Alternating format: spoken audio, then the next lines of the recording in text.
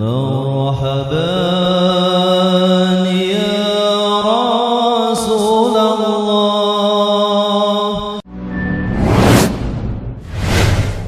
Rasulullah Shallallahu Alaihi Wasallam dilahirkan di hari Senin, tanggal 12 di malam yang tenang pada bulan Rabiul Awal tahun Gajah.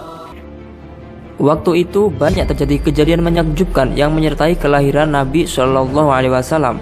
Antara lain hancurnya pasukan bergajah Abraha yang hendak menyerang Ka'bah oleh kawanan burung ababil yang membawa batu-batu dari tanah yang membakar.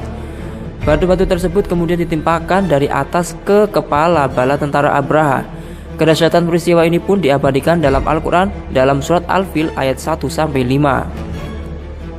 Pada malam menjelang kelahiran Rasulullah Shallallahu Alaihi Wasallam, pintu-pintu surga dibuka lebar, sementara pintu-pintu neraka ditutup rapat-rapat.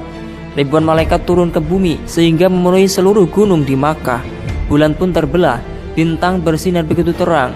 Burung-burung yang penuh cahaya memenuhi ruang rumah Aminah. Tidak hanya itu, Aminah juga mengalami hal-hal yang luar biasa dan tidak lazim selama mengandung Rasulullah Shallallahu Alaihi Wasallam. Berbeda dengan wanita hamil lainnya, Aminah tidak pernah merasakan rasa letih, payah, dan lesu ketika mengandung Rasulullah Shallallahu Alaihi Wasallam.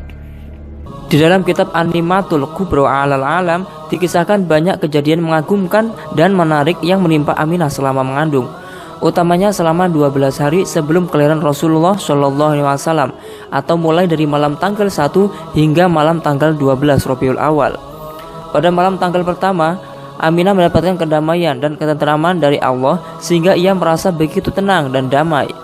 Pada malam kedua, Aminah menerima seruan berita dari Allah kalau ia akan segera mendapatkan anugerah yang agung dan mulia. Pada malam ketiga, lagi-lagi Aminah menerima pesan dari Allah bahwa ia sebentar lagi akan melahirkan Nabi paling agung dan paling mulia, yaitu Nabi Muhammad Shallallahu Alaihi Wasallam. Pada malam keempat Rabiul Awal, suara zikir malaikat terdengar dengan jelas hingga ke telinga Aminah.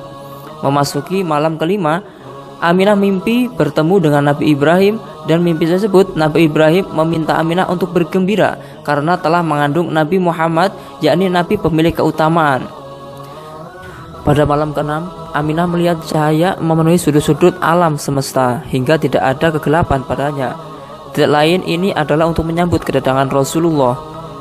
Pada malam ke-7, Aminah melihat malaikat ramai-ramai mendatangi rumahnya. Mereka menyampaikan kabar gembira bahwa waktu kelahiran Rasulullah semakin dekat.